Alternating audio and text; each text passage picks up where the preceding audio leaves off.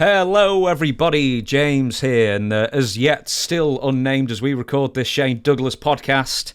Here he is, the eponymous Shane Douglas himself, giving the old triple threat signal as well. We're going to be finally finishing up Barely Legal. This is stretched over like 2 episodes or 3 episodes, if you want to count the preamble to the show as well. But instead of a load of old waffle like other podcasts might do, let's get straight into it, Shane. So,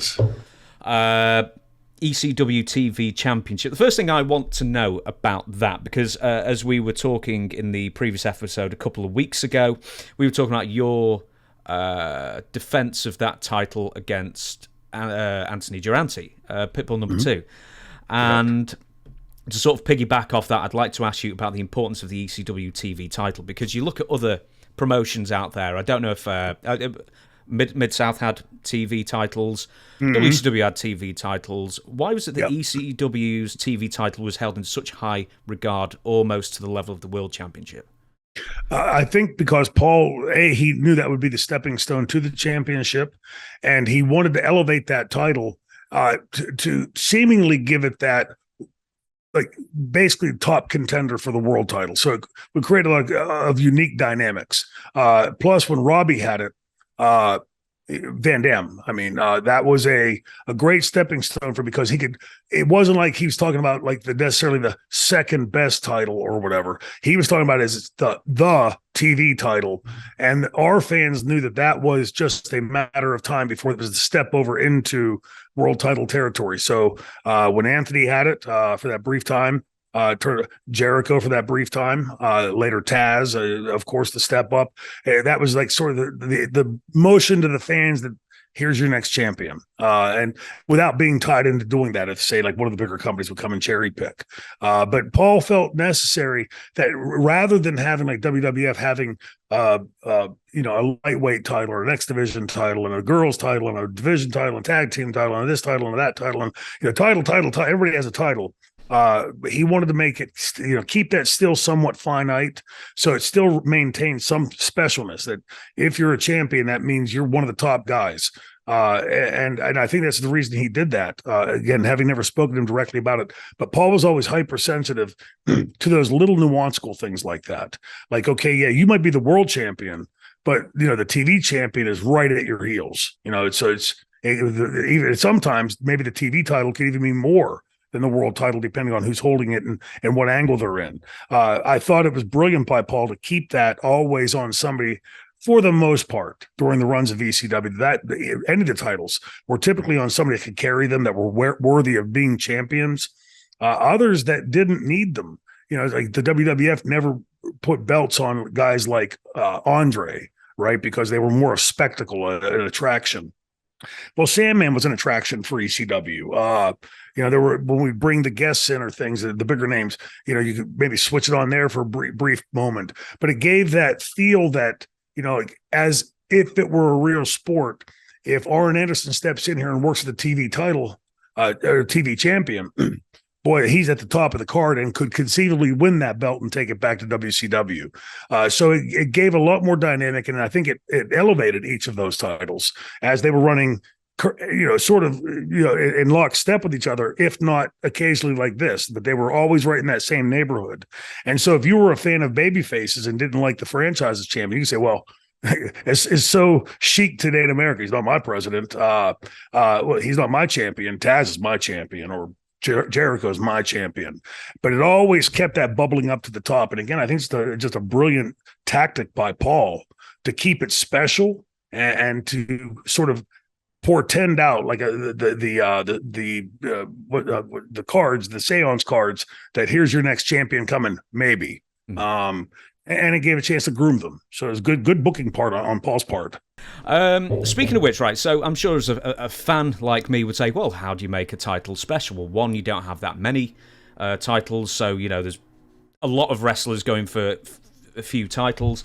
Other things that I might suggest that was probably obvious is you don't switch the titles too much, and you beat strong contenders cleanly. What else, more like nuanced answers, would you say makes a title special?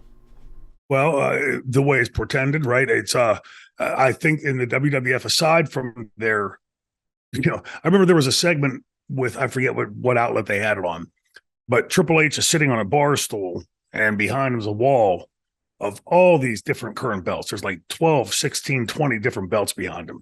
I remember thinking, like, okay, so you have a belt, I have a belt, they have a belt, everybody's got a belt, we're some kind of champion. It really does water it down. Then Vince instituted all these crazy rules. You can't say title, you can't say wrestling, you can't say this, you can't say that. Okay, well, here I got this hunk of metal that's really important, and it's, it's just so counterintuitive to what we're supposed to be doing. And creating that specialness to the champion. To be honest, as somebody that's a 40-year veteran in the business, I can't even tell you right now who the champions are in either company, because it's really irrelevant to the champions, because the belts don't mean anything. It's a prop now that you might have it for a week, somebody else will have it. Again, back to Paul, keeping it on there. We had talked in the previous episode about Bob Backlund, and it wasn't I hated Bob Backlund as champion. I was by that time gravitating to become a heel fan, like a heel mark. And he was very, very dry to me, a very dry delivery and everything. Loved his wrestling, but wasn't, necessarily kind of at that age character that I would have gravitated to. And what drove me bonkers is that he held that belt for 7 years. And same thing with Muhammad Ali when he was younger. When he was champion, and I was much younger. They used to have his fights on TV. It didn't matter who Ali was fighting. I wanted him to lose, right? And it was because he was a big mouth and, the sting like a butterfly, float like a bee, and all that, the great stuff that I would later emulate, right? And really understood fully just how brilliant this guy was. The incarnation to mine would be, you can love me, you can hate me, just talk about me, right? It's because if you're talking about me, and you're going to be if you hate me, and you're going to be if you love me, that means you've got pretty much everybody in that building. There's nobody on the fence. And it's just a brilliant marketing strategy by Ali. And I think Paul grew up at the same time I did. He saw a lot of those things, saw a lot of the trends maybe before the rest of the world saw them, and sort of jumped on it. The whole extreme thing, that's extreme, this is extreme, that's, this and that's extreme. But Paul also came up at the time in the wrestling business, sorry about that, with that old school. When he's taking the pictures and stuff, he's in the buildings when there's no ring music, and all of those types of things. So I think Paul, as different as a trajectory as he took ECW to give the fans a different product, a lot of that was predicated off of things that he had learned in the old school, but applying them in a different way. Bruno was champion on and off for 12 years. Later, Backlund would have it for 7 years. Typically, when the heels would get it, be for a brief interlude to get it to somebody else. And once that started, and now it's just a sort of a champion du jour, right? It's okay, you're champion today, but tomorrow you'll have it. And the belts change hands so many times, it really becomes meaningless. And some people, like I said, Andre for WWE, WWF, I guess then, Sandman for us, Big Dick Dudley for us, 911 for us. We had a lot of attractions that the belt wouldn't have elevated, wouldn't have done, and they wouldn't have elevated the belt. So they didn't require it. Paul understood that. And if you go back and look in those 7 years, it really is strange how seldom those belts changed. It's TV title far more than the world title, but relatively stable over the entire time of the company. And I think that made it all that much more special. At the time that we took the Eastern Championship to Extreme with the belt throwdown, Paul was very careful. And I remember multiple times he would correct me on promos. We'd have to do the promo over because I would say the world title, just rolling off my mouth. And he would say, it's not a world title. It's a regional title. It's a provisional title, anything but world, because it was lying. And he knew that would delegitimize once we tried to elevate the Extreme Championship Wrestling belt, that if we were calling that belt World Heavyweight, even though we were only wrestling in like 3 or 4 cities up in northeastern United States, that was hardly, if anything, best regional. And even though Extreme Championship Wrestling would mimic that for some time before we'd start spreading out, it now granted to the fans the idea that he had been the NWA champion, which is worldwide, should have been the champion there. And so it elevated the title and the promotion at the same time. You can see strategy, brilliant strategy. And as aloof as Paul made it look in his booking, just winging it, there really was method to his madness. And I think that's a large part of what made ECW ECW. We'll move on now. There's a Raven backstage promo. We'll talk about Raven another time. And then there's a Taz promo. Now, He basically says, Sabu, the time for talking is done, and then Bill Alfonso, Daddy, right down the middle, Daddy, names everyone that Taz has choked out. Now, I want to bring up some names here, but I'm leaving the best for last, really, the story. Chris Jericho, Too Cold Scorpio, Rob Van Dam, names a couple of others, and then he names Paul Varlins, former UFC fighter. He never won one, I don't think, but he may have ended up in the final of one of the original tournaments. Could you tell us the whole story about how Paul Varlins ended up in ECW very briefly, and maybe what he was promised to take the loss? Yeah. Interesting. I was not involved in any of those conversations. My guess would be that it was either Paul assigning to him, hey, we're going to bring you got to do this to get your foot in the door type of thing. It would not be below Paul to tell a story to get him in there to do that.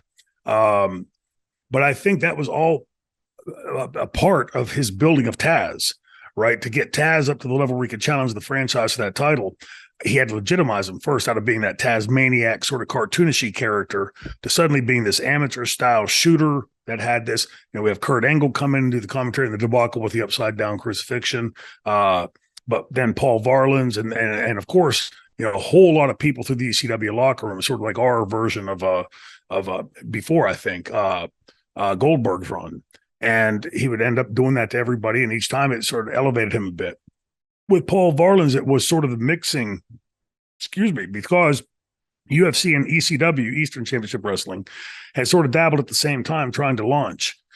At the same time that Paul was coming into book, these two things were running neck and neck with each other. The UFC and ECW were sort of on this trajectory, the same, nosing each other out at times.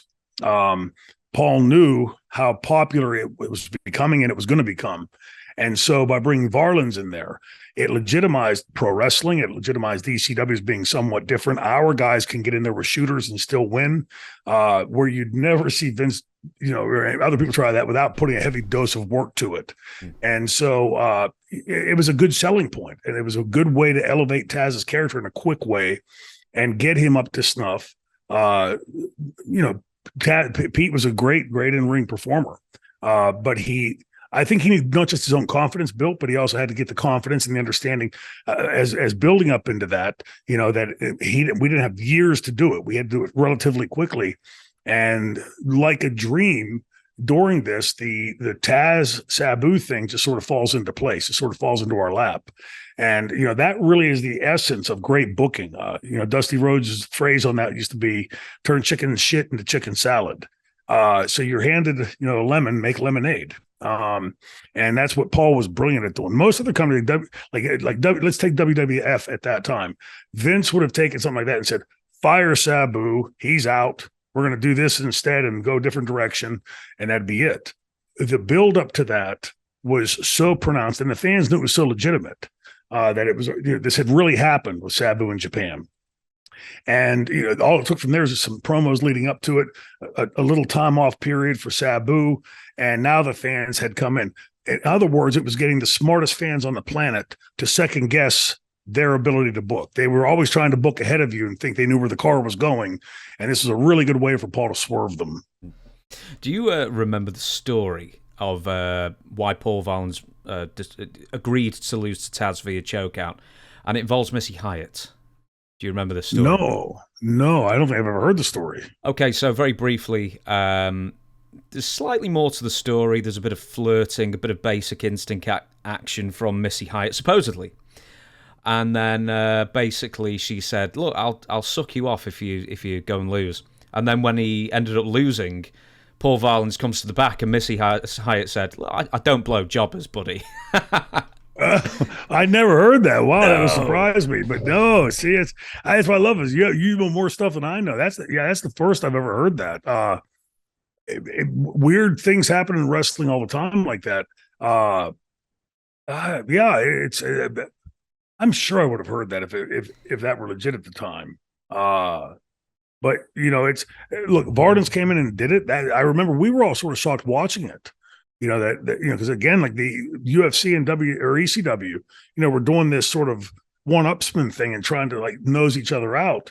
And, they would come and paper our parking lots. We'd go paper their parking lots. And And then they had the same trouble. We sort of got roped together at the same time, with both of us, them and us, being termed by senators in the U.S. Senate as human cockfights. Mm-hmm. And so that's when Paul had me start toning down, and, they had to adopt the gloves and everything, and a lot of other rules, but they did so. And I think Paul wanted to stay he did stay true to the form, I think, of ECW. But I think our fans could sense that there was something changed, and in their minds, we shouldn't change for anybody. So I think it tarnished us in some ways. But now we can play Monday morning quarterback. Would we have ever gotten to pay-per-view had we not done that? The what if questions. But getting Barlin's in, I only had a few brief discussions with Paul when he came in. Seemed like a nice enough guy. But when he made him tap out, that's when we were all shocked. It shocked us in the dressing room. So, I thought for sure it would have shocked the fans. Now we're going to move on to the first match of this episode that we're going to look at, the Grudge Match, because I like doing it in the Bob Ortiz voice as well. The Grudge Match of the century. It really builds it up. It's great. Yes, sir. It's built up over a year, this feud, this final match. Give us the history between Taz and Sabu, not only professionally but personally, because weren't they teaming like really early in Eastern, and maybe even beforehand? I don't know. Probably not beforehand, but teaming until the time that Sabu had gone to Japan, and he was in demand in Japan, and he had it figured out to where he would be able to get back in time for the show that he and Taz were to work tag teaming on. And so that night, Paul, when he didn't show up, and I forget, he had recently told me it was flight delayed, something happened, whatever, it kept him from getting there. And he then was really pissed that Paul went out and threw him under the bus, and basically made him the job guy to this whole angle. It would later prove to be a brilliant move. Again, making chicken salad out of chicken shit, because Paul was genuinely handed lemons that night when he didn't show. So he had to do some quick booking on the fly, and best to lean into it than to pretend it didn't happen, as most promotions would have done before. Have Taz go out and say he doesn't need a partner or whatever, that kind of thing. And but by going out there and having to lean into it and overtly talk about it, verbally discuss it in front of the fans, Sabu's fans, just about everybody in that building was a Sabu fan, sort of took that like a little bit of like, hey, you're throwing our hero under the bus type of thing. So it created the tension within the audience. And then the slow, steady buildup of that, which is for you promoter booker wannabes out there, go back and watch how that thing is built. It's masterful. And each segue of this, and over this 14 months, I think it was, there were multiple interludes along that way that say, I might be in the ring with Bam Bam doing something, Taz or Sabu hits, and sometimes Candido hits, and then someplace Taz hits at the end. And each one of those segments, when you watch it, ask yourself, after you've watched the segment, is anybody worth less after that segment? It's a brilliant pieces of booking that each way along that path, everybody that goes into this angle comes out of this angle worth more. And so for the 14 months it's happening, and the pay-per-view had been teased for so long that I think the ECW fans got to the point of, okay, yeah, right, it's never going to happen. And then it not only happens, but this gets announced as the main event for the first pay-per-view, or what I would have called the Nirvana land for professional wrestling promotion. So luckily during that pay-per-view, I was on earlier in the show, so I was able to get cleaned up and get upstairs to the crow's nest to be able to actually watch the match. I've told you before, and I will multiple times to these discussions we have. Me watching a monitor is sterile to me. I can't get a real feel for it. So I need to have eyes on, even if it's peeking through a curtain, I need to be able to look at it and feel it.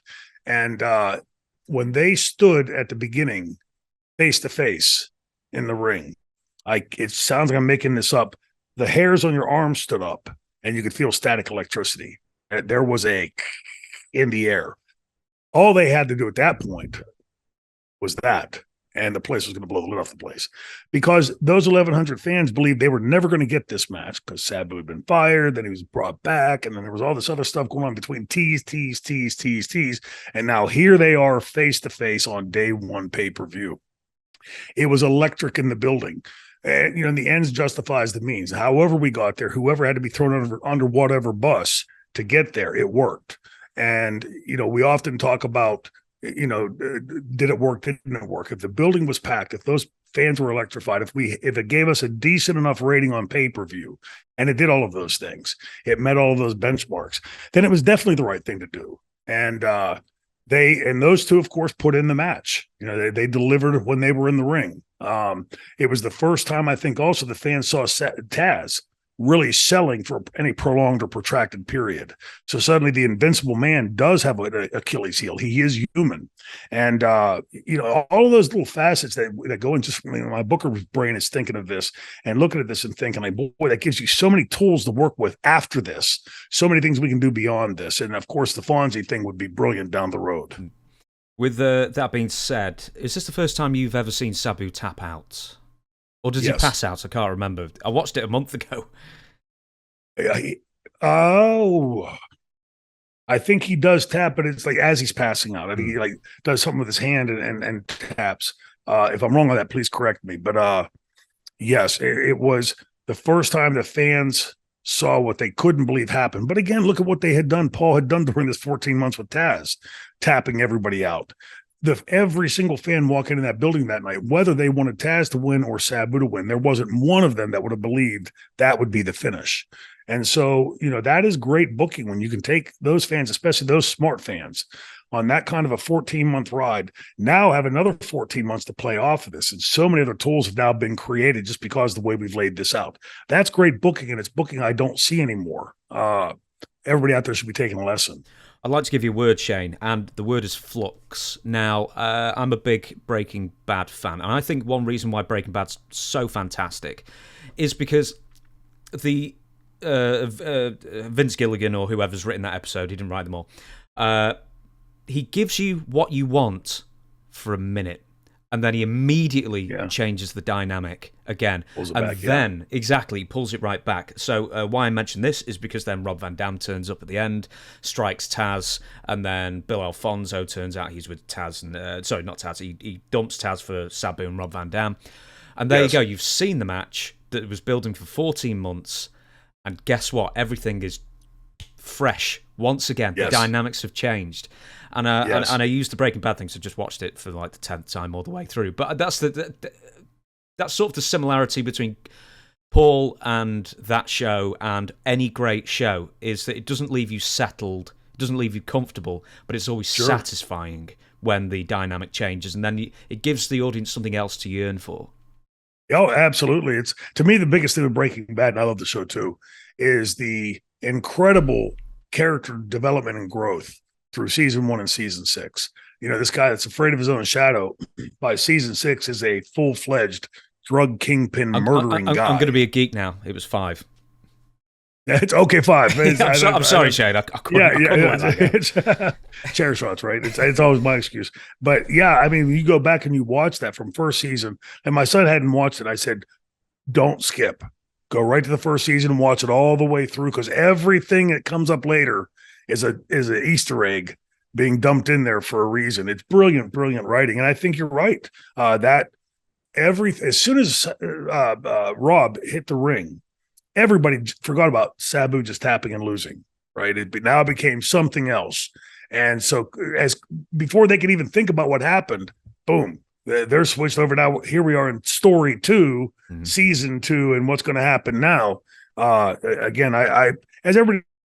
Great respect for Paul's booking, and I think there were times when it bordered on being brilliant, and there were selected times when it was brilliant. And I think this angle between those two, to launch the first pay-per-view and to launch into this new heel stable and this new dynamic, new story, that's about as pitch perfect of booking as you can get. It really doesn't ever get better than that.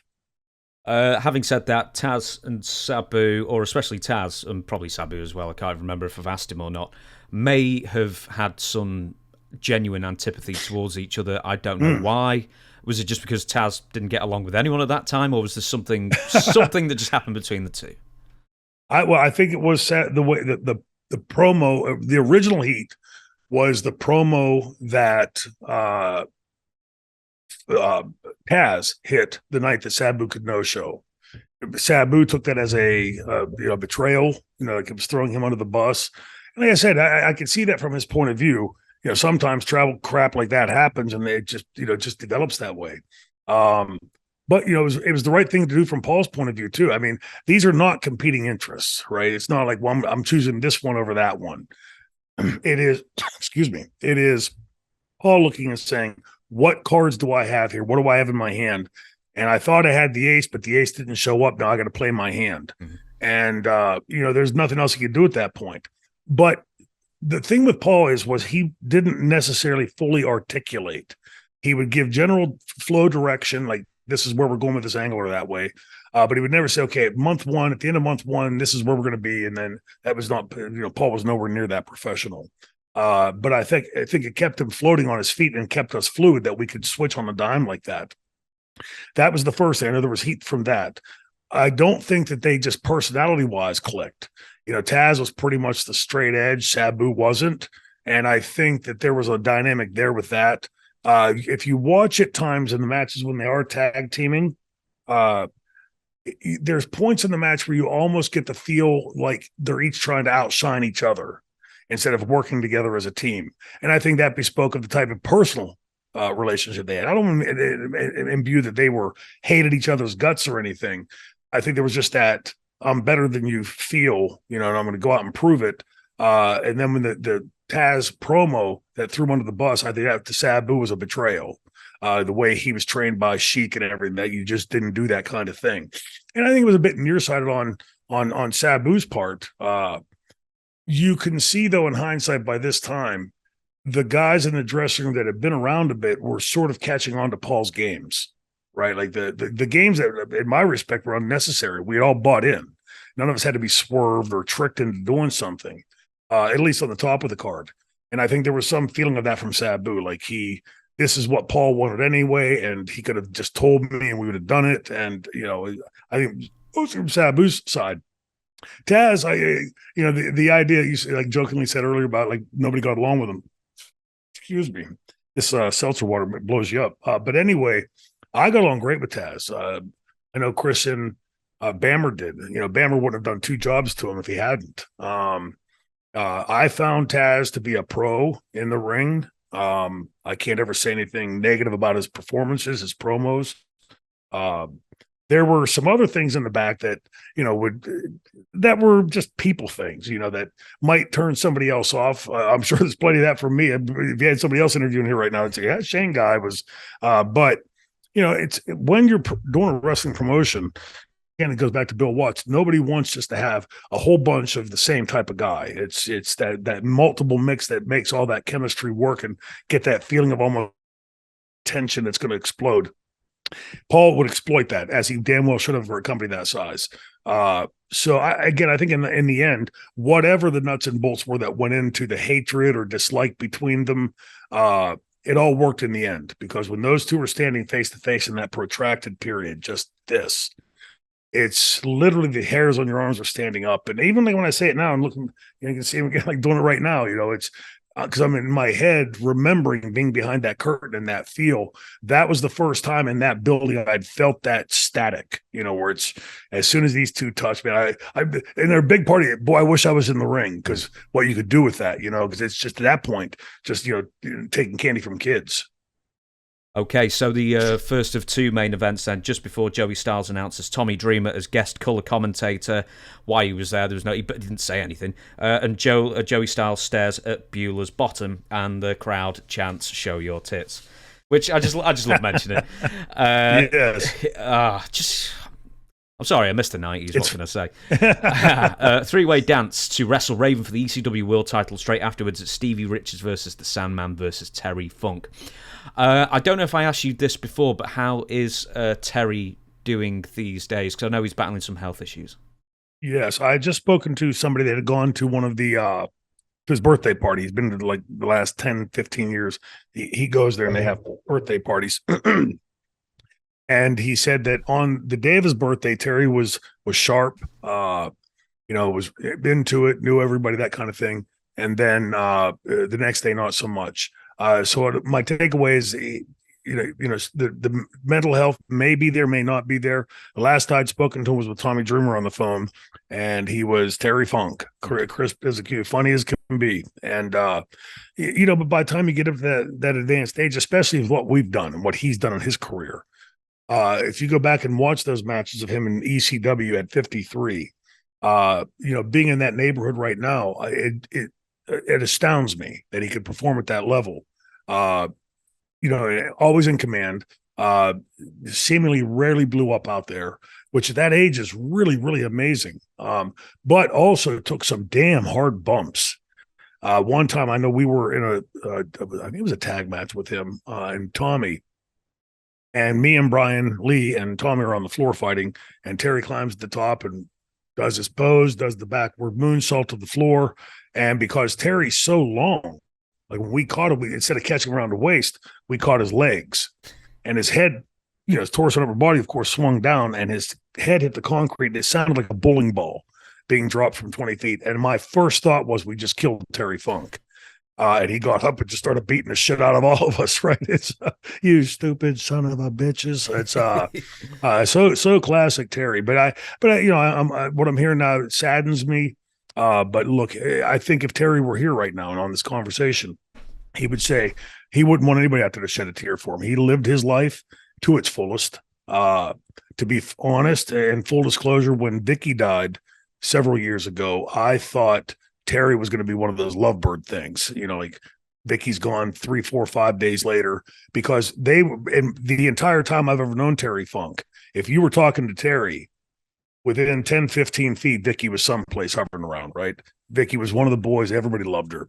And so when that happened and he survived through that, I thought, okay, he's going to be good. But he's been without her now for a while. And she literally was his right hand. And so I think that, that's a big problem for him with what he's done for his entire career, entire legendary long career. Just jogging the head that many times with what we know about CTE. I would suspect that probably a whole lot of us are going to be slobbered a little bit earlier than we hope to.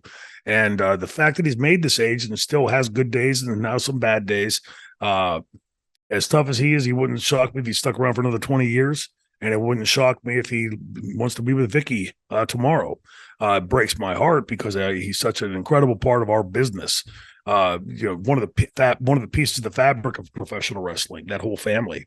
But he's left us an indelible mark on this business, and something that wrestling fans can forevermore just sit down and with some popcorn and watch a Terry Funk match and just be amazed. And for those of us that got the true blessing of learning with him and working in the ring with him, I think is one of the real blessings of my career, to having had the opportunity to learn with people like that. And so, sorry to be so long-winded about it, but I think Terry deserves that, is that he, good days and bad days. I think more good days right now still than bad. But it's, for anybody that's known Terry, to see him with a bad day in 365 is a hard pill to swallow. But if he were sitting here, I know damn right well, he'd say, "What the hell are you crying about? I'm still alive," and all that kind of stuff. Terry Funk is Terry Funk, and there's only one. I think it was you many years ago, or quite a few years ago, gave an interview, and probably with Sean Oliver maybe, and is talking about Terry Funk, and I think the phrase is "crazy like a fox." Was that you who said that? Yes. It was in one of my spells where I was just so sick and tired of all the bullshit in the business. I'd always prided myself being a pro. If you need me to lay down, I may push back and say, I don't think that works but if you say this is what we need, you're signing my check, ergo, I'm going to give you what you want. I'm not going to fight you and get fired over it. And so I called him one day at home, and I'm going on a 20-minute tangent, just cussing up a storm about the fucking business. And how do you fucking lasted these pieces of shit? How do you don't want to rip their fucking heads? I'm just going on and on and on. And he goes on like a 10-minute explanation after I finally shut up. And he's, well, goddamn, Shane, I gotta tell you, there's only one way. He's going, are you listening to me, boy? And he keeps on saying, are you listening to me? And I'm like, yeah, Terry, I'm listening to you. And he's going on and on. And this goes on for like 10, 12, 15 minutes. And he keeps saying, I said, yes, Terry, I'm listening to you. Oh, my goddamn, Shane, you got to be, the only way you can do it in this business, Shane, you got to be, goddamn, are you listening to Shane? Yeah, the only way you can do it one way is you got to be crazy, Shane. You got to be crazy like a fox. Understand what I'm saying, DJ? And I was sitting at home with the phone. I went, I've known Terry at that point for like 15, maybe 20 years. I'm going, that's all a work. I had no idea. I'd never seen him break character like that. And he only broke it for that like 3 seconds. and then right back into the, crazy as a loot thing and crazy as a coot thing, and went on his way. And I learned from that. I'm like, oh, I get it. Put that facade up. So when I would go to WWF in '95, that's what I would do. Exactly him. I'd go crazy on the way to the airport and play that character until I got home. The only problem was it was mentally, emotionally, and physically draining to maintain that character over that stretch of time. If for fans out there that don't understand portraying a role like that, to stay in that character that long, it wears you to a nub. It's because it's not you. You're pretending, you're acting, and it's sucked it out of you. But I learned that from Terry Funk. One other thing I learned from Terry Funk. We could do episode after episode, and maybe we will one day on Terry Funk as well, I'm sure. But yes. We'll go back to the match, and as I say, Stevie Richards versus Sandman versus Terry Funk, and the BWO accompanies Stevie, including 7-Eleven. I don't remember that character at all. With a camcorder, so that'll be the 6 rip-off, and some dude who's meant to be Dennis Rodman as well, I think. Yes. The Sandman entrance, but you can't watch it on the WWE Network. I know the copy that I sent you was from the pay-per-view feed. I watched it on the network thing, and I tell you, the difference it makes. Terrible. The difference it makes when that music is overdubbed, but we'll actually talk about that another time as well. Terry Funk has some weird knockoff of the Eagles on the WWE Network version of it as well, but liberal use of a ladder, including Terry Funk spinning ladder attack and Sandman flipping the ladder into Stevie and then into the crowd. Now, I mentioned at this point, I'm surprised that ECW was not sued more for certain things like this, where the ladder just went boing straight into the crowd and could have smashed someone in the head. I mean, yes. How many times was ECW sued? Do you know? Oh, I don't know how many times. I had heard at the time, because I wasn't there the night of the branding incident with Mick Foley and the fire that burned the fan. But my understanding of it was that fan got free tickets and like a bunch of merchandise and was just happy as a pig in shit to be part of it, And that really did save us, because there were a lot of times ECW could have got sued. I know there was one lawsuit. Just double check this. No, 2 lawsuits involving me and Francine. Like I said in last week's episode, I'm not going to get you pissed off and then beat you up because you're pissed off with me. And in Downingtown, the Downingtown Farmers Market was a tiny building, and by this time ECW was really chugging. Even though this was on the less than an hour probably from Philadelphia, it was a completely different crowd, but still playing the same role as the ECW crowd would be. I'm sure some people the same. But the entranceway in the Downingtown Farmers Market was about, 3-4 feet wide. So any fan could get you. It was just impossible. So we would go out with what I would term a phalanx of security. One here, one here, one here, one here. And Franny always walking behind me, keeping her head down with her hand in my tights. Because I told her when we first started working together, if something goes south out there, I'm the fullback. Just hang on for dear life. I'm going to get me and you to the dressing room. And so she's walking behind me. And when I'm walking, I would keep my head down so don't have the area to, I'm not going to give you my face to throw a punch or spit or whatever. And I'm looking over the top of my eyes, and I see a girl on my right, left side of the entrance. She's standing on her chair, leaning on the rail, and she's like got that look on her face. She's going to take a swing, right? So as I near her, I sort of just pulled myself a little bit further this way, and I go past her, and then I feel myself pulled to a stop, and I turn around and I look at the girl. She swings, and I pull my face away, and she swings past my face. And Franny, who's behind me with her head down, holding my tights, she slugs Franny in the forehead, and because it missed me. Well, Francine, you bitch, and she slugs the girl, and they get into a tussle. By this time, security's grabbed us and yanked us. Paul came out and pulled my hair and got us to the back. I'd get the guy she was with smacked me in the face with a chair while I was bear hugged. And I kept trying to get back out the crowd to go kill somebody. And our security, Mark Shapiro, had kicked that girl out. And he should have had her arrested because she attacked us. Well, she went home and she told her mom some BS story that me and Francine beat her up. And so her mother calls the state police. And by the time we're getting back to the hotel that evening, our head ticket taker, or like our manager, calls and says, Debbie Beaumont, by the way, she said, hey, the state police just called. They want to come and interview you and Francine in the morning. I said, for what? She said, I don't know, something in the building tonight. So, Francine, I was like back to sweating bullets. Like she's really nervous. And I said, first of all, take your fake nails off, get down and put dirt under your nails, so you can't be accused of scratching her.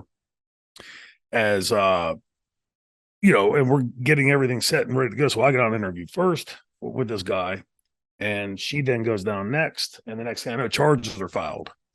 And so the guy was there just dotting his I's and crossing his T's. He's going to file the charges because he thinks he's going to get the World Heavyweight Champion and make his sergeant bars, I guess.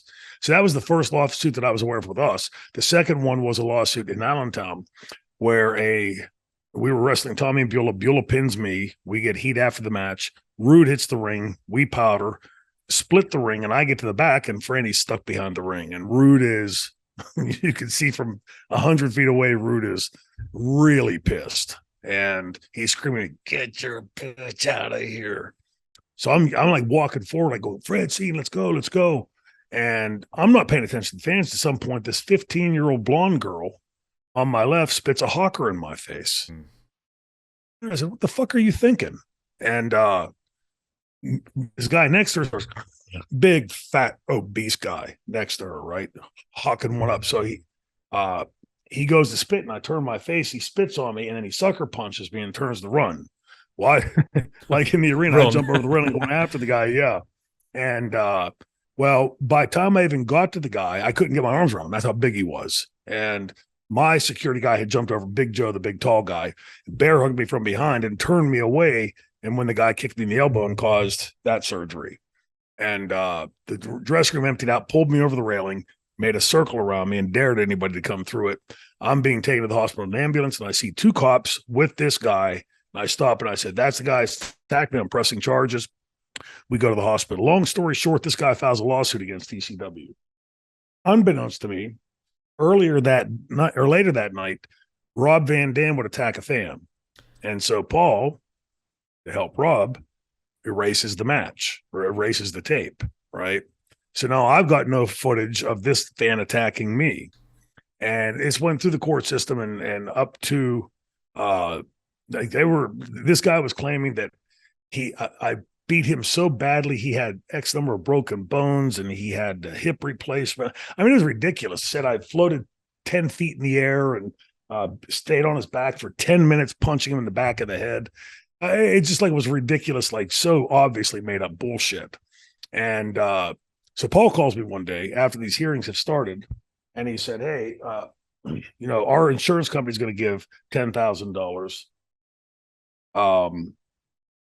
The building's going to give $10,000, and the judge would like to know how much money you're going to give to settle the case. I said, he can suck my fucking ass, the judge. I said, well, Paul didn't tell me the judge was on the phone with him, right? And so, but it really worked because I apologized. I said, look, I'm sorry, Your Honor. I said, but I've done nothing wrong with this guy. I said, if I did any of the stuff that he claims I did, which I'm not capable of doing, he'd be dead. And I said, this is clearly a quick money grab. He attacked me, not the other way around. His daughter, turned out it was his daughter, instigated it, and neither of them been held accountable. And so the judge finally settled. So Paul and the building settled with the guy, and I ended up giving nothing. So I know there were at least two, and I'm guessing probably far more. But Paul was, again, being the son of an attorney, Paul had a real knack and understanding of how to stave that stuff off, how to stifle it. And like, for instance, we had the show in the Golden Dome, me versus Bam Bam. Earlier in the day, now that college was built in 1969, and I knew this furniture had been there pretty much from the outset because I'd been in that building 10 million times. Bammer sat down on this old couch, and the couch broke in the middle. It was just an old metal banded thing. And at the end of the night, Paul said, tell the manager of the venue to give you a itemized list. He put out, but maybe wrong slightly on the number, but he put in something like that. It was a $6,000 sofa. You can go to any, used store and get it for $10. But I went back to Paul. I said, hey, fuck him. It can't be 6,000. I think it's 30 years old, blah, blah, blah. He goes, no, that's what he wants. We'll give it to him. And that's how Paul would, stave off those lawsuits. So how many times Paul would have to settle that you'd have to ask him. I'm sure it was probably more than just the two that I know of. But I think a lot of those fans, it probably should have been far more than what the actual number was, because a lot of those fans felt like, hey, they were part of the show. Like, this is cool. I'm in the swing of things, I know the guy, at least I've been told the guy that was burned in the branding incident didn't sue, that he had taken merchandise and tickets and that kind of thing. And I guess it would happen quite a bit more. What the number is, I have no idea. We won't talk about the triple threat match too much, because it's mostly ladder spots, and there's a bit with barbed wire whipping and that kind of thing, and it's somehow like wrapped in one of the streamers that was thrown into the ring where the Japanese match happens.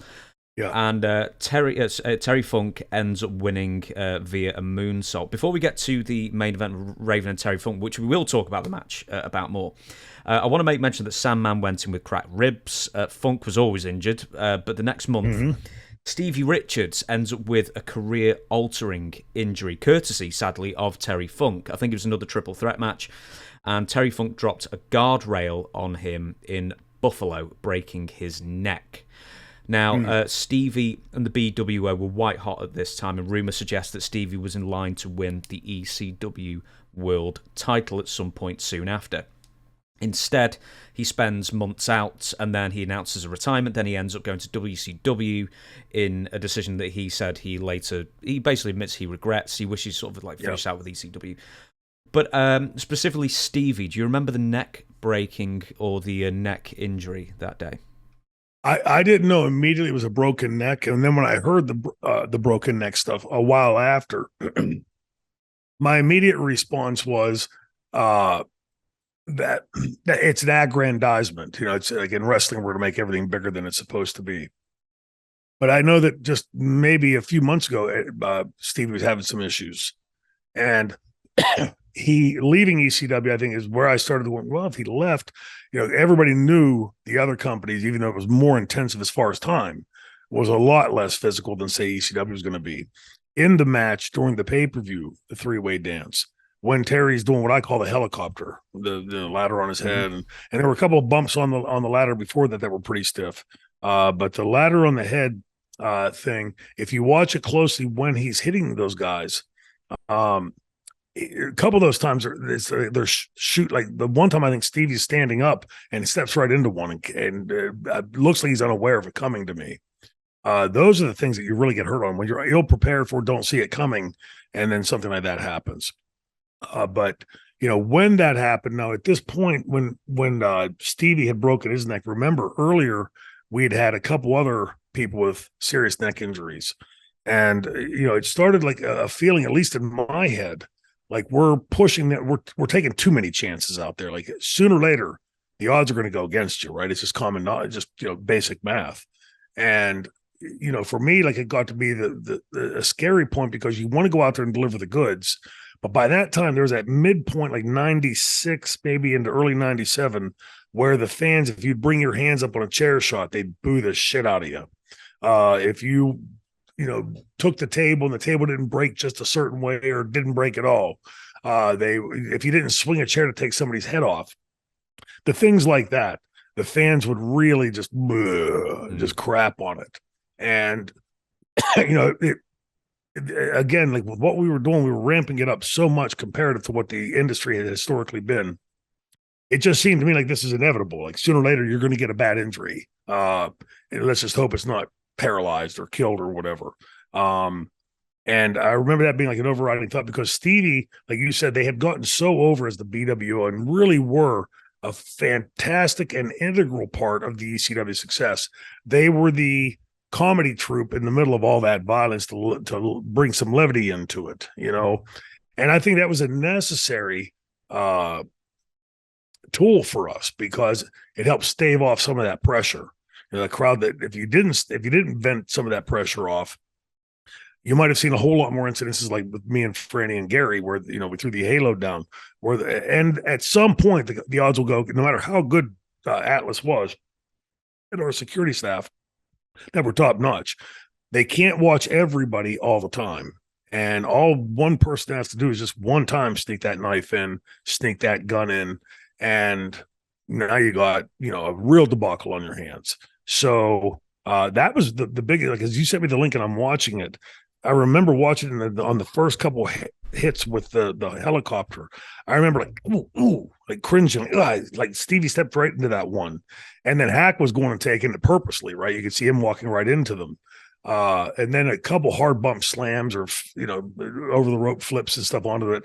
That kind of thing, when you're not hitting flat, that's really dangerous. When here's the mat and there's something sitting on top of the mat and you take the bump there, that hits you in the wrong place. And, you could break a rib, break your back. A lot of things like that can go wrong. So it was some weeks later that I began to realize that, hey, this is legit and he's actually leaving.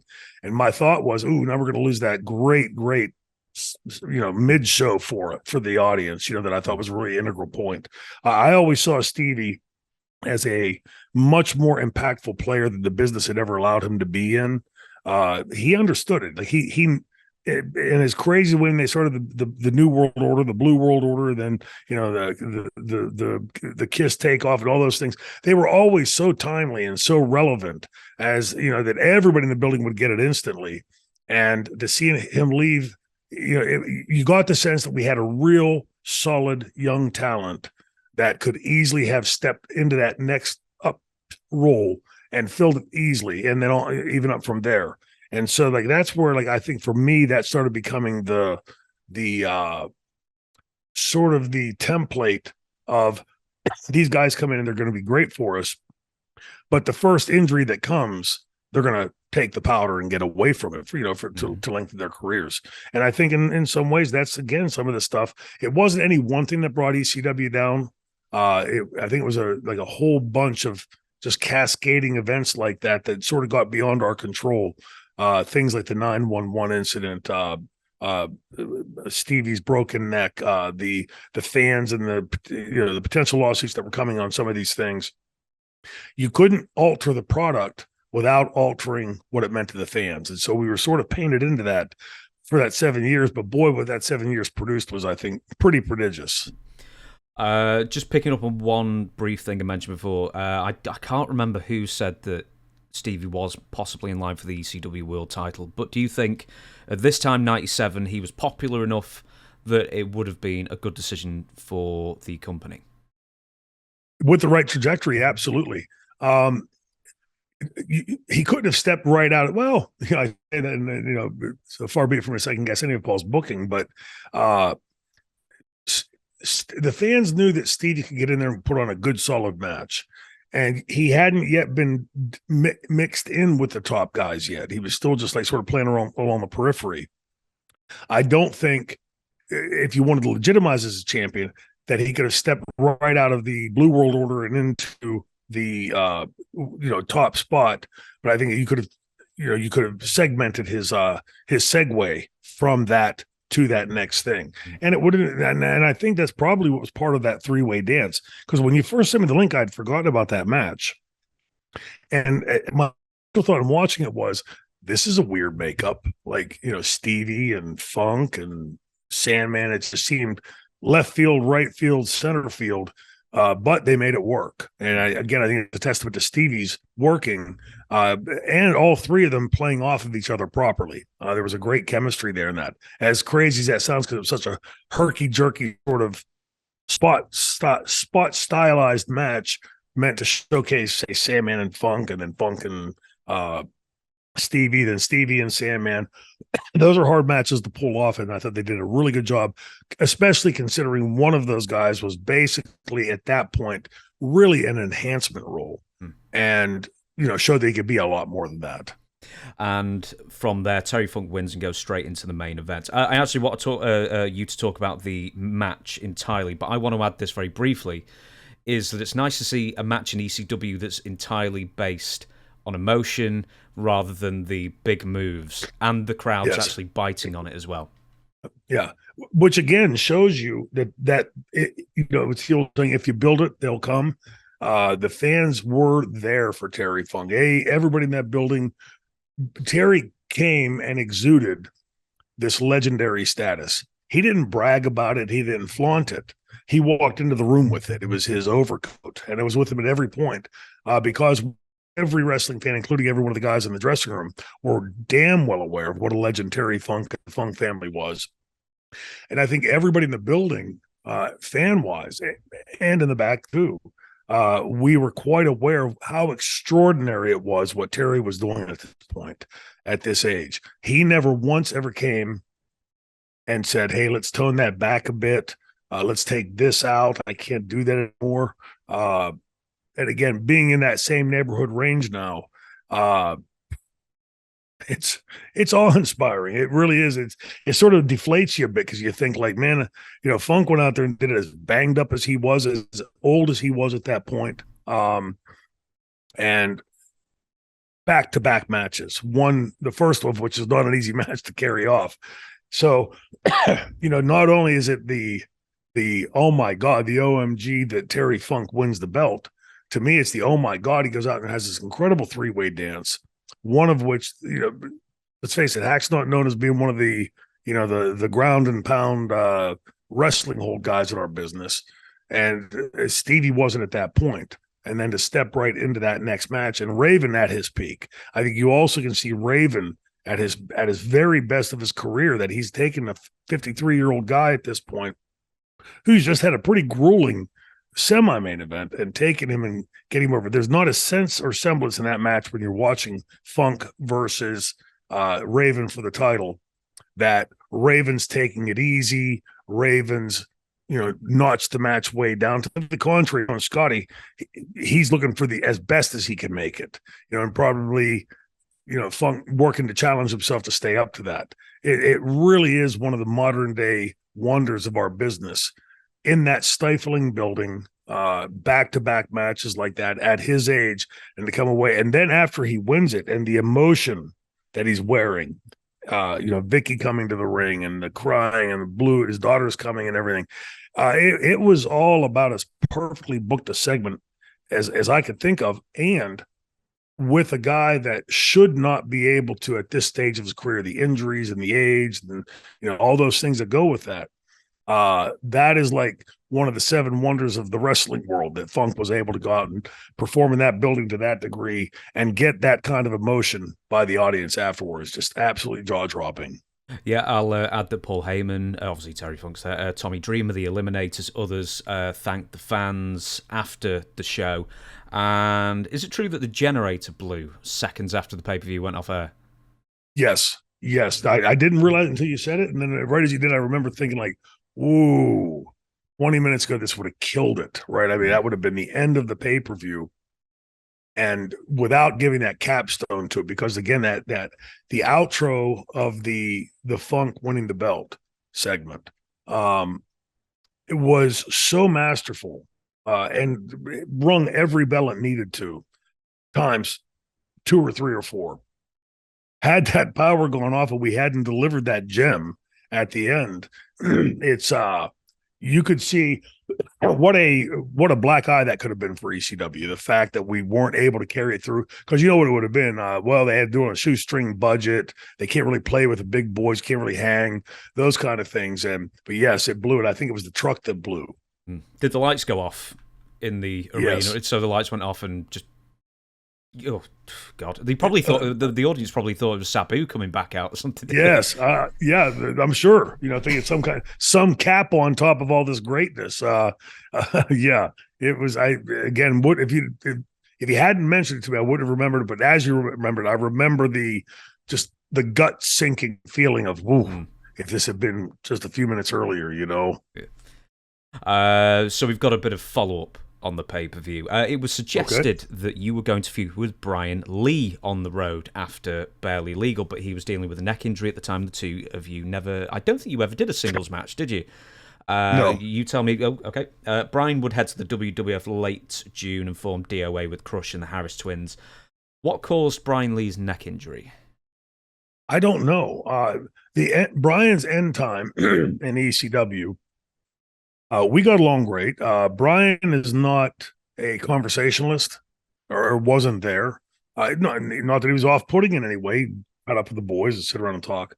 But Brian wasn't one to sit around and say, hey, this happened to me, or Paul did that, or whatever.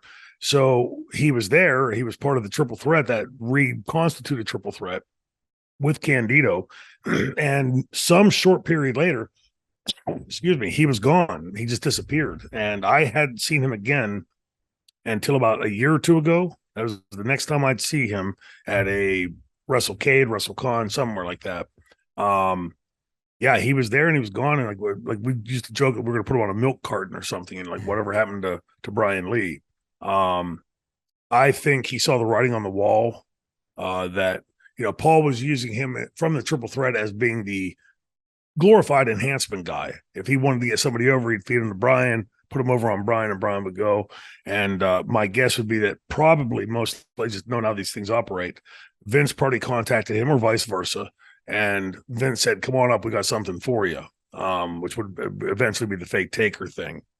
Oh, no, Similar that builds, was actually similar heights. beforehand. That was in 90. Oh, that was before. That was 94. That was, yes. That was That's right. Before, and the gimmick was after the DOA, the biker thing. DOA, yes. Yeah. So I'm sure that Vince probably had that in mind when he's talking to him.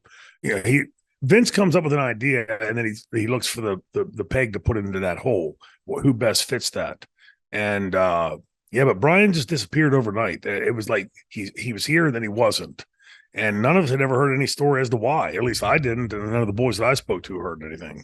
When you saw him a year or two ago, did you ever pin him down and say, "Listen, why did you disappear for 20 years?" No, he was walking. I think 2 were from the bathroom, back 2 were from his table, and it was like, "Hey, Brian," like just a wave thing, and didn't see him again after that. But it's like I was not privy and really didn't get my nose in to like what other people were making, and like was he being paid enough, not being paid enough. I'm sure knowing Brian like I know him because he's one of the guys, he's a good guy and a good hand. It was probably like Paul giving him some, that's all I can afford or whatever, and then getting a call to or from one of the other federations that probably pulled him out of there. And thinking like, hey, I'm not gonna, at this stage of my career, I don't want to be the guy that get other guys over. And it's not a good or bad thing. It's what people want to think for each of their careers. Each one of us is ultimately in charge of our careers. So now, did Barely Legal, and this is a bit of a difficult question really, but did Barely Legal inadvertently, yes, it was a success for ECW, begat more pay-per-views, of course, but did it bring any maybe wanted attention from the big two, WWF and WCW at the time, who started looking, thinking, hey, they're on pay-per-view, they're a bigger company, a platform to some of the big wigs in both those companies to see the talent there and maybe start cherry-picking them. I'm thinking very specifically Raven in this. Yeah, for sure. I mean, because I think up to that point that, what was the phrase that Jerry Lawler coined, ECW, extremely crappy wrestling. I think that really was the genuine belief or feel from those other people about ECW, not realizing, again, like the people that want to sort of pigeonhole this into, well, everybody just went to the ring with a pile of garbage and hit each other with it. Well, I think if you watch back, you'll see it really wasn't that. That did happen at times. But when it happened, there was a reason for it to happen, and it made sense for it to happen. When I was in WWF in 95, Vince never said to me the 3 letters ECW. He would say, when you were in the Bingo Hall Company, the Minor Pond, the Blood and Guts Company, the minor leagues, things like that, but never said ECW. So I think probably us getting to pay-per-view was a bit of a shocker to them, like, holy hell, because at that time it was a $250,000 upfront fee. That it was showing that we were on the rise, that there was nothing suggesting that we were going to be suddenly challenging Vince on WrestleMania weekend or anything. But he saw, if it's getting over, Vince is savvy this way. If something like that's getting over, I've always believed it to be this shit wrestling, but I can see the fans love this person, they love that person, this person has heat. He would certainly see the value in that. And would know to play off it, as would Bischoff, right? They would know that these were key players, hence Public Enemy and Sandman and Peaches and all them leaving. I don't think, other than Rob Van Dam, who I still think, even though he's pushed fairly heavily in WWF, I don't think he was pushed as far as he should have been pushed, considering his talent level. Because I think Robbie's a special inside talent and in-ring talent. Because they're not the biggest guys, right? So you're 6'10" and 9,000 pounds. He didn't create Vince. I mean, and I think that there's a bit of that into it. But other than Robbie, I can't think of anybody that Vince cherry picked and took up there and just made a plethora of money with. To me, in hindsight, it was almost more of let's get them out of ECW so we can sort of put them under our thumb, as opposed to letting them just go off on their tangents. And in hindsight, it probably worked.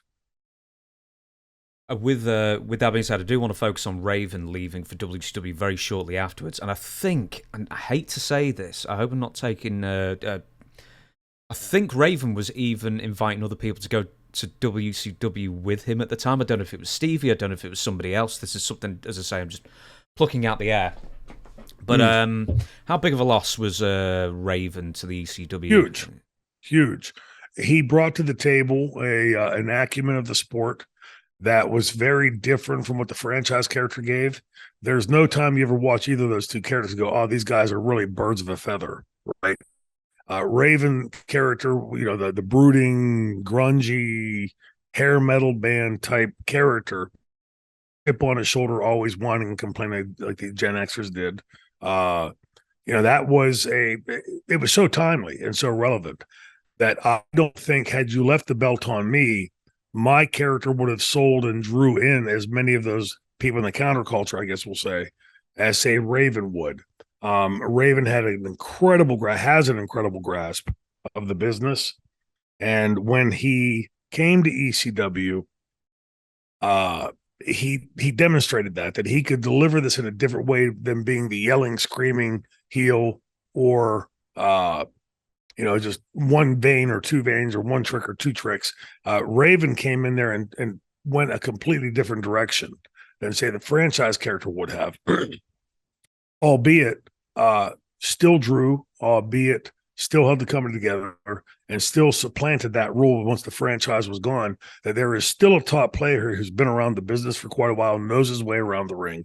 And so I think the losing him obviously was a big kick in the gut for us. Paul at the time, I'm sure, would have been saying, nah, that's no big deal. We're not going to stop him from making money. And again, playing that high rule thing, we're going to play by the rules, or we're not going to let him see us sweat. And meanwhile, I think to the fans, they expected ECW, if any promotion, should fire back on that, right? Immediately. He took one of our top stars. Well, now we're going for your jugular. And, again, in hindsight, looking how there was collusion between Paul and Vince, and how there was this non-attempt to stave off anybody that was leaving for, say, WCW or WWF. I think that, for them to be able to get somebody Raven out of there, I think Vince would have seen that as a big win. Like, we were able to cherry pick him away. And obviously it would be a big letdown to ECW, because if you take my reign as world champion and Raven's reign as world champion, you've got a big chunk of that 7-year run covered, right? It was pretty specific to the two of us. Plus, when Paul would put us, excuse me, our chemistry was really fantastic. We trusted each other. He went out and delivered. It didn't matter up or down. Scotty was always able to deliver on his end of things. And, I think that played really well for ECW, because it was such a drastically different character than the just previous world champion. And again, going back to the Bill Watts thing, it's different is good. Different and proficient is great when they can still give a great promo, albeit the inverse universe of, say, a franchise promo. I can't do what he does, and I'm pretty sure he can't do what I did with the characters and promos. No less compelling and no less articulate and no less drawable in doing it. He could talk fans into building those great promos. Half the people in that audience completely identified with Raven. They were Raven acolytes, and in their head, they're just like him. I'm sure there's a lot of trust fund babies out there. We know now for sure, like Tony Khan, right? That were in the buildings quite a bit watching ECW, And so when you see a Raven character that goes out and can compel the audience in a completely different way than the franchise character would have done it. To me, that's good. That you can do it a different way, and it gives the fans yet a different flavor. Yeah, when I said before Raven and maybe try to invite somebody else, I was thinking it's somewhere in my head. No, it's Canyon. No, it's 2 lines down that I wrote it. That's why I could. Anyway, so I'm an idiot. I'll explain that in a second. Raven leaves for WCW a few months later. 3-year deal at $225,000 per year. A couple of months after the pay-per-view, and apparently he and Tommy Dreamer nearly got into a fight over Ravens leaving ECW and asking if Dreamer wanted to join him in WCW. I didn't really. I mean, I knew that like Dreamer was like super loyal to ECW, but like throwing down over it, that's that's taking it to a pretty strong degree. Yeah. It's all Tommy always seemed very bought in to ECW. He also was very eager to learn. Like he would constantly come and ask me, especially in those first 6, 7, 8 months. He would come to me and, well, how do I get these fans to stop booing me? And, this happened and that happened or whatever. And we just, plan it and sell it to him in pieces that a babyface gets over by losing if it's done the right way. And so he learned a lot of that coming up. And just in general, his personality is obviously way more what my someone called chill today than say mine or Bam Bam's was. To me, there's never one thing. There's not a single wrestler in the business that can go out and say, everybody should copy me to a T and we're all going to be great. Because each one of us brings our own skill sets. The company sees something in that maybe somebody else doesn't see. And, for me, Raven, to bring it back to your question, Raven and watching the first promo he did there as his goth character, the whining, complaining, he looked like he had been selectively bred from that generation. These are the kids that grew up listening to Nirvana, the world sucks, everybody's taking advantage of me. And to me, I've always said the heel that's dangerous is the heel that can go out there and tell you he's going to rape an 80-year-old woman, explain it, and you walk away going, makes perfect sense. Because this is really sociopathic thinking, right? I'm going to go out and harm somebody. But those ECW fans in their own got it. And Scotty's delivery was so different from anything that came before him. That's where I think he really showed his true promise in that he can come in here, he can step right into that role, deliver this amazing promos that the fan is going to stay. They're not going to channel surf during. They're going to want to stop and listen to what he has to say. And because it was so diametrically opposite the way I was doing promos, I thought that it could definitely have legs, and it proved out that he would. I want to bring up that Dreamer beats Raven on his final night before he goes to WCW, and that is also the night that Jerry Lawler turns up. The lights go out, and then the lights come on, and then Jerry Lawler with Jim Cornette and Rob Van Dam and Sabu and Fonzie attack Dreamer to start a new feud, sort of exactly like we were talking about on Barely Legal with Taz and Sabu. You get what you want for a minute, and then the whole dynamic changes. This is also the day that Dreamer gets caned in the balls by Jerry Lawler, and they have to drain blood out of his testicle. Oh, yeah, not fun, right? Well, I can imagine, and I wouldn't be volunteering for that particular experiment. Let me tell you, I'm going to mention 2 more things, and then we will cut this podcast off, and I'll let you go home. A week after the pay-per-view, and it's wonderfully on the date of 4/20, April 20th. Tommy Rich and Doug Gilbert spent the night in prison for being arrested by having possession of weed. Boy, what a different world we're living in, huh? You mean to tell me they were those guys were actually smoking pot? I don't know enough to cast aspersions on Doug Gilbert, but I can definitely believe Tommy Rich. yeah. I think all of the above. Yeah, we're probably capable of doing that, and probably partaking and inhaling. So yes, yeah, not like Bill Clinton, for goodness sake. Listen, why don't we end this on a nice, fun story on Wildfire Tommy Rich? Somebody say something about fired up.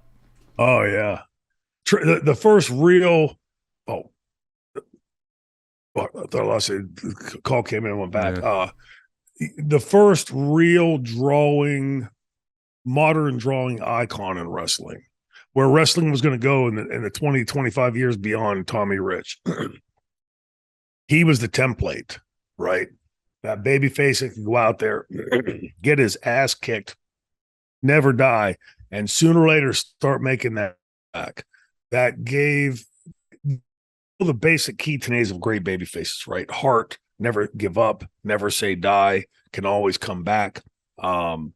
Tommy personified that and did it at a time when he was, 22, 3, 4 years old, still green, but in the ring working with really great talents. And that explosive, fiery comeback, sell his ass off, get the color, get the sauce, whatever. Again, like Ricky Morton and Ricky Steamboat, he was capable of getting that crowd, the girls in that crowd, to the edge of their seat, tears in their eyes, pleading for him, right? And those are the things that, like we've talked about all these different facets of the business that have changed.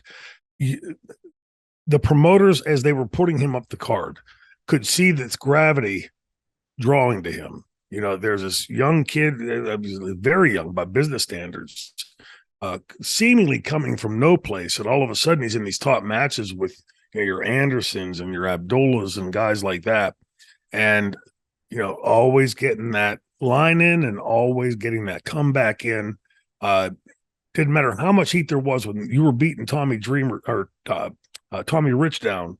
You knew in your heart of hearts, it's just a matter of time before he starts. Somebody say something about firing up, right? And it's going to be time to go. And the crowd, the girls, and then sooner or later, the guys coming with it, right?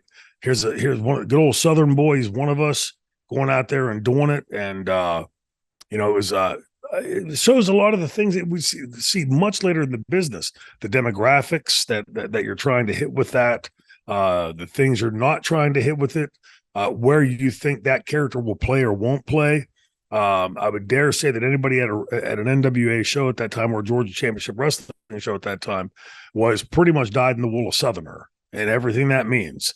And so you never got the thought or feeling that when you're watching Tommy Wildfire Rich, that you were seeing a wannabe like Shane Douglas and Johnny Ace as skaters, right?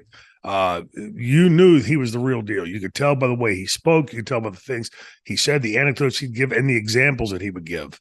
Southerners have a very stylized and pronounced way of expressing things, and he had that. And so everybody watching him that was in that area at the time in Georgia and South Carolina and all those places knew instinctively, this guy is a Southerner. He's one of us. And so when he'd get his ass kicked and colored up and everything else, and he'd start making that comeback, that gave support, love, respect, and call out to every redneck out there watching wrestling. If he can do it, I can do it.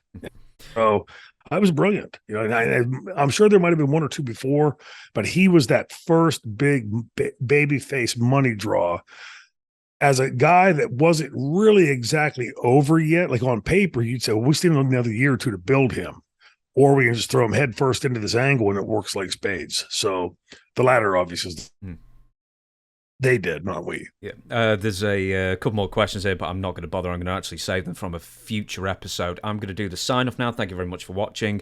By the time this podcast is out, we will know what it's called. We do know that it's out on Tuesdays. That I just decided yesterday as we record this. I know it's very confusing. Shane, I'm not going to put you on the spot, but I'm actually going to tell you this now. We can do any person you want. We can do any show you want. We can do any format you want. So I'll leave you with this. You think of, give us an example of, like, it can be any Raw, it can be any NWA, it can be any ECW. You pick. And we'll both watch that. I'll come up with some questions and we'll have a good old podcast and a chat over that. But for now, sweet. Thank you very much for watching. We'll catch you again next week. And Shane. Appreciate it. Triple threat, baby. Appreciate you, brother.